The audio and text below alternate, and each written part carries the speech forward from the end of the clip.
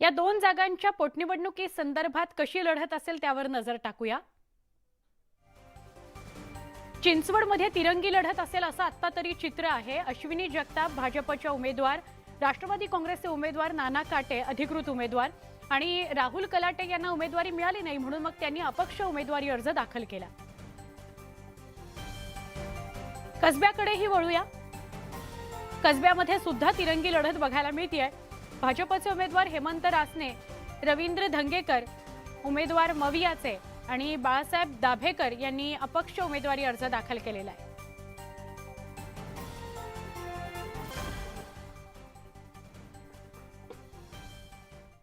नाना, एकीकडे आनंदाचं वातावरण असताना दुसरीकडे ही निवडणूक सहानुभूतीच्या लाटेवर लढली जाते असं दिसतं आहे। तुम्ही कसं बघता या निवडणूक?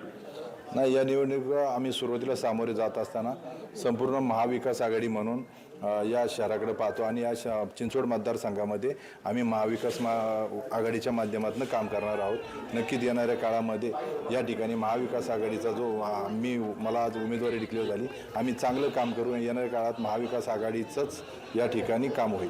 अर्थात, परंतु जर बघितलं तर तुमच्यासोबत अनेक इच्छुक होते राष्ट्रवादीमध्ये आणि त्यामुळे आता त्यांचंही कुठेतरी मोठ बांधावी लागणार आहे। कसं बघता? आमची एकच मोठी म्हणजे भाऊसाहेब भोईर असतील, मयूर कलाटे असतील, राजू जगताप असतील, प्रशांत शितोळे असतील, मोरेश्वर भाऊ भोंडवे असतील, असे आमचे गोरक्षनाथ लोखंडे आहेत, राजू लोखंडे आहेत, असे आम्ही 10-11 जण जेवढे इच्छुक आम्ही जेवढे पार्टीकडे मागणी केली होती ते सर्व इच्छुकांची एकमूठ आहे। त्यामुळे एकमुठीने आम्ही एकमुखाने आम्ही मागणी केली होती आणि त्या मागणीचा आज दादांकडनं निरोप आला, जयंत पाटील साहेबांकडनं निरोप आला की महाविकास आघाडीतर्फे तुम्हाला ही उमेदवारी देण्यात येत आहे। त्यानुसार तुम्ही काम कराल, सगळे काम करतील, पण तो राहुल कलाटे हे बंडखोरी करू शकतात असं दिसतं आहे। काय सांगणार आहे? महाविकास आघाडीचे नेते सर्वजण त्यांच्याशी बोलतील। महाविकास आघाडीचा एकच उमेदवार या चिंचवड मतदारसंघात राहील अशीच अपेक्षा करतो। नाना काटे हे महाविकास आघाडीतर्फे अधिकृत उमेदवार जाहीर झालेले आहेत आणि आता ही निवडणुकीची रंगत वाढलेली आहे। प्रतिनिधी सुरेश कलबेसा, गोविंद वाकडे, न्यूज 18 लोकमत, पिंपरी चिंचवड। रयत विद्यार्थी परिषद संघटनेचे राजू काळे यांनी पिंपरीच्या पोटनिवडणुकीसाठी उमेदवारी अर्ज दाखल केला। यावेळी राजू काळे डिपॉझिट भरण्यासाठी चक्क 10,000ची चिल्लर घेऊन आले होते आणि त्यामुळे निवडणूक अधिकाऱ्यांची तारांबळच उडाली।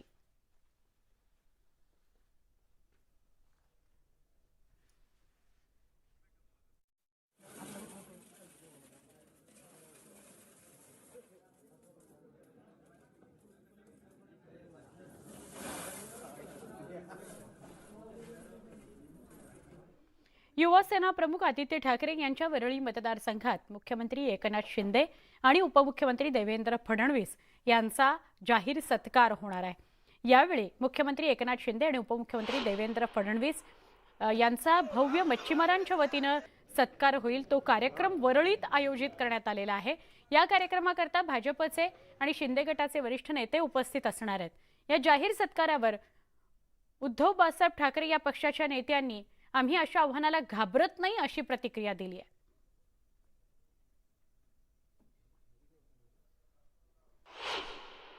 आनंद आहे मला, म्हणून तुम्ही सांगतोय आणि डिपॉझिट लवकर जप्त करा। पण महत्वाची गोष्ट ही आहे की ते सोडून सगळे बोलतात। मी काल पण सांगितलेलं आहे की सोपं आहे, त्यांनी फोन करून सांगावं की आदित्य मला तिथून लढायचं नाही, संपला विषय। एवढं सगळ्यांना बोलायला लावणं वगैरे ठीक आहे, चांगलं आहे ना। तयारी सुरू असेल तर मला आनंद आहे। पहिलं चॅलेंज स्वीकारलं बघा, वेदांत फॉक्सकॉनचं चॅलेंज त्यांनी नाकारलं, ते माझ्याबरोबर चर्चा करू शकले नाहीत। डॅव्होस दौऱ्यावर चर्चा करू शकले नाहीत, मुंबईच्या रस्त्यांचा घोटाळा त्याच्यावर चर्चा करू शकले नाहीत, ह्याच्यावर देखील अजून काही बोललेले नाहीयेत। चॅलेंज स्वीकार असेल तर आनंद आहे।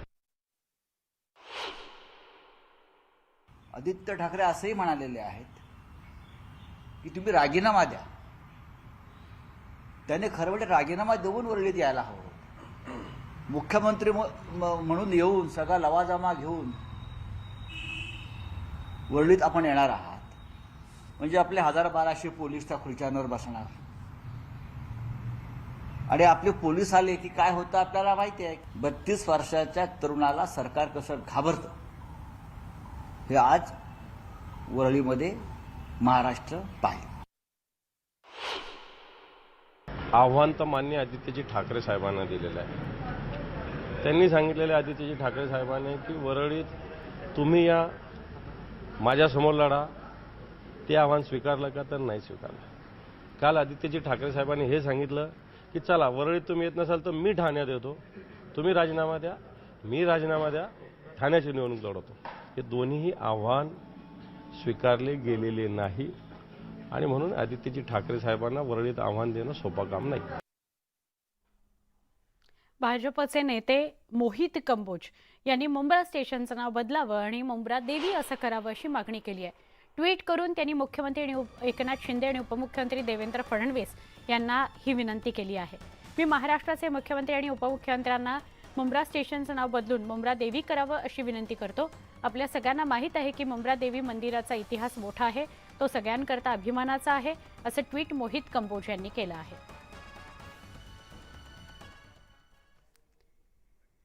ठाकरे गटाचे कोकणातील आमदार आणि उपनेते राजन साळवी यांच्या अडचणी वाढण्याची शक्यता आहे. एसीबीनं साळवी आणि त्यांच्या पीएची चौकशी केल्यावर साळवींच्या जवळची काही लोक एसीबीच्या रडारवर आली आहेत अशी माहिती न्यूज 18 लोकमतला सूत्रांनी दिली आहे. दरम्यान राजन साळवी यांनी जिल्हा नियोजनमधून केलेल्या खर्चावर देखील आता एसीबी लक्ष केंद्रित करत आहे. एसीबीनं पाठवलेल्या नोटिशीची प्रत न्यूज 18 लोकमतच्या हाती लागली आहे. एसीबीनं जिल्हा नियोजन समितीला पत्र दिलंय.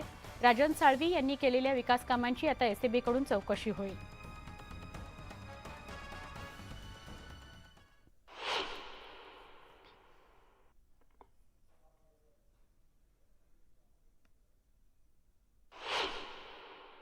पण कुठून तरी त्रास द्यायचा ही त्यांची भूमिका आहे आणि म्हणून चौकशीला आम्ही सुद्धा कंटाळलेलो आहोत. एकदा काय ते तुम्ही आमचं शोधून आम्हाला गुन्हा दाखल करा, आम्हाला अटक करा, आम्हाला जेलमध्ये टाका, आमची तयारी आहे. आमच्या निष्ठा ह्या हिंदुहृदय सम्राट शिवसेना प्रमुख बाळासाहेब ठाकरेंच्या चरणाशी असल्यामुळे आणि आम्ही स्वतः मरेपर्यंत उद्धव बाळासाहेब ठाकरे यांच्याशी प्रामाणिक राहिल्यामुळे आम्ही कशाला घाबरत नाही, चिंता करत नाही. हे माझं मत या ठिकाणी आहे. दरम्यान भाजपचे प्रदेशाध्यक्ष चंद्रशेखर बावनकुळे यांनी आदित्य ठाकरे यांच्यावर पलटवार केला. आदित्य ठाकरे सकाळी तयार करतात स्क्रिप्ट, संध्याकाळपर्यंत तेच वाचत असतात असा टोला बावनकुळेंनी लगावलाय. तसंच मविया सरकारच्या 2.5 वर्षांच्या काळात काहीच काम झालेलं नसून शिंदे फडणवीस सरकार एक प्रकल्प महाराष्ट्रात आणण्यासाठी प्रयत्न करत असल्याचं त्यांनी म्हटलंय. हे सकाळी झोपून उठल्यावर स्क्रिप्ट तयार करतात, तेच बोलतात, त्यांना काही माहिती नाही आहे. खरं तर 2.5 वर्ष सत्तेच्या गुंगीमध्ये त्यांनी काही केलं नाही. देवेंद्रजी एकनाथजी 18 तास काम करून त्या ठिकाणी राज्याला पुढे नेतात आहे, एक प्रकल्प आणतात आहे. केवळ या राज्यामध्ये निगेटिव्ह नरेटिव्ह सेट करण्याकरता असे प्रकारचे सकाळी लिहिलेली स्क्रिप्ट दिवसभर वाचतात.